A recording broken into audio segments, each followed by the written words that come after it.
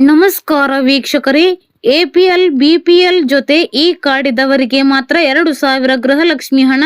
ಹೊಸ ಅರ್ಜಿಗೆ ಇದು ಕಡ್ಡಾಯ. ಗೃಹಲಕ್ಷ್ಮಿ ಯೋಜನೆ ಪರಿಷ್ಕರಣೆ ಪ್ರಕ್ರಿಯೆ ನಡೆದಿದ್ದು ಪ್ರತಿಯೊಬ್ಬ ಫಲಾನುಭವಿಗಳಿಗೂ ಹೊಸ ಅರ್ಜಿ ಕಡ್ಡಾಯವಾಗಿದೆ.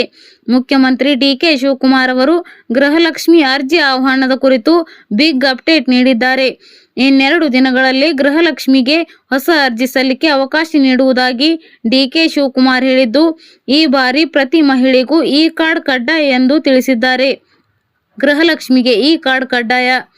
ಆದಾಯ ತೆರಿಗೆದಾರರು, ನಿಧನರಾದವರು, ನಕಲಿ ದಾಖಲೆಗಳನ್ನು ನೀಡಿ ಹಾಗೂ ಒಂದೇ ಕುಟುಂಬದಿಂದ ಒಂದಕ್ಕಿಂತ ಹೆಚ್ಚು ಅರ್ಜಿದಾರರು ಗೃಹಲಕ್ಷ್ಮಿ ಯೋಜನೆಯ ಲಾಭ ಪಡೆಯುತ್ತಿದ್ದಾರೆ ಎಂಬ ದೂರು ಬಂದಿದೆ. ಹೀಗಾಗಿ ಗೃಹಲಕ್ಷ್ಮಿ ಯೋಜನೆ ಪರಿಷ್ಕರಣೆ ಕಟ್ಟುನಿಟ್ಟಾಗಿ ನಡೆದಿದೆ. ಇದೀಗ ಗೃಹಲಕ್ಷ್ಮಿಗೆ ಮತದಾರರ ಗುರುತಿನ ಚೀಟಿಯನ್ನು ಸರ್ಕಾರ ಕಡ್ಡಾಯಗೊಳಿಸಿದೆ. ವೋಟು ಹಾಕಲು ಅರ್ಹರಾದವರಿಗೆ ಮಾತ್ರ ಗೃಹಲಕ್ಷ್ಮಿ ಹಣ ತಲುಪಲಿದೆ. ಮತದಾರರ ಗುರುತಿನ ಚೀಟಿ ಇದ್ರೆ ಮಾತ್ರ ಅರ್ಜಿ ಹಾಕಿ.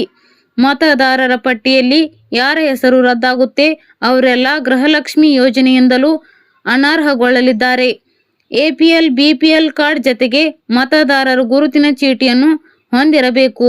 ಅಂತವರು ಮಾತ್ರವೇ ಗೃಹಲಕ್ಷ್ಮಿ ಯೋಜನೆಯ ಫಲಾನುಭವಿಗಳಾಗಿರುತ್ತಾರೆ. ಒಂದೆರಡು ದಿನಗಳಲ್ಲಿ ಹೊಸ ಅರ್ಜಿಗೆ ಆಹ್ವಾನ. ಗೃಹಲಕ್ಷ್ಮಿ ಯೋಜನೆಯಡಿ ಅರ್ಹರಲ್ಲದವರಿಗೂ ಹಣ ಪಡೆಯುತ್ತಿದ್ದಾರೆ ಎಂಬ ಕಾರಣದಿಂದ ಫಲಾನುಭವಿ ಮರು ಅರ್ಜಿ ಆಹ್ವಾನಿಸಿ ಯೋಜನೆ ನವೀಕರಣಗೊಳಿಸಲು ಸರ್ಕಾರ ತೀರ್ಮಾನಿಸಿದೆ.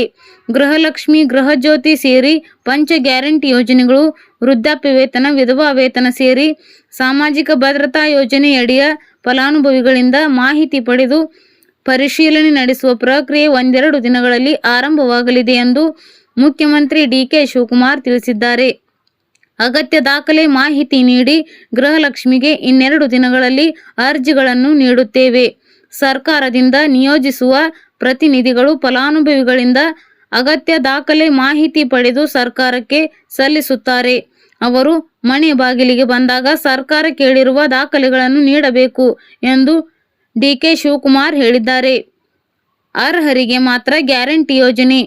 ಅರ್ಹರಿಗೆ ಮಾತ್ರ ಗ್ಯಾರಂಟಿ ಯೋಜನೆಗಳು ಸಿಗಬೇಕು ಎನ್ನುವುದು ಸರ್ಕಾರದ ಉದ್ದೇಶ. ಸರ್ಕಾರಿ ನೌಕರರು, ತೆರಿಗೆ ಪಾವತಿಸುವವರು ಇವುಗಳ ಸೌಲಭ್ಯ ಪಡೆಯುತ್ತಿದ್ದಾರೆ ಎನ್ನುವ ಮಾಹಿತಿ ಇದೆ. ಮೃತಪಟ್ಟವರ ಖಾತೆಗಳಿಗೂ ಗೃಹಲಕ್ಷ್ಮಿ ಹಣ, ವಸತಿಗೆ ಗೃಹಲಕ್ಷ್ಮಿ ಸಂಪರ್ಕ ಪಡೆದು ವಾಣಿಜ್ಯ ಉದ್ದೇಶಕ್ಕೆ ಬಳಸುತ್ತಿರುವ ಪ್ರಕರಣ ವರದಿಯಾಗಿವೆ ಎಂದಿದ್ದಾರೆ.